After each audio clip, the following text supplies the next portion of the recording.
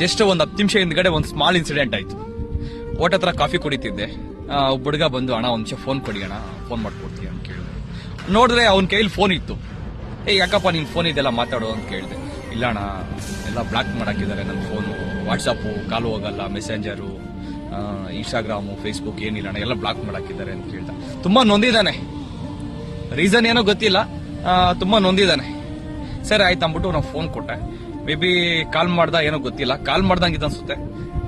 May be receive ಮಾಡ್ದಂಗಿಲ್ಲೋ ಇಲ್ಲ voice ಕೇಳಿದಷ್ಟು cut ಆಗಿದೆ ಗೊತ್ತಿಲ್ಲ. ಮತ್ತೆ ಫೋನ್ ಕೊಟ್ಟ ಚೆಕ್ ಮಾಡ್ತೇನೆ. ಜಸ್ಟ್ ಒಂದು 2 ಸೆಕೆಂಡ್ಸ್ ಅಲ್ಲಿ ವಾಯ್ಸ್ ಕೇಳಿದಷ್ಟು ಫೋನ್ ಕಟ್ ಮಾಡಿದ್ರೆ ಆ ಕಡೆ. ಯಾಕಿದಾರ ಬ್ಲಾಕ್ ಲಿಸ್ಟ್ ಹಾಕ್ತೀರಾ? ಏನು ಬ್ಲಾಕ್ ಲಿಸ್ಟ್ ಹಾಕಿದ ತಕ್ಷಣ ರಿಲೇಶನ್ಶಿಪ್ ಕಟ್ ಆಗ್ಬಿಡುತ್ತೆ ಅಲ್ಲಿಗೆ? ಅದಿನ್ನ ಸ್ಟ್ರಾಂಗ್ ಆಗುತ್ತೆ. ದಯವಿಟ್ಟು ಪ್ಲೀಸ್ ಯಾರೇ ಆಗಲಿ ಬ್ಲಾಕ್ ಲಿಸ್ಟ್ ಹಾಕ್ಬೇಡಿ.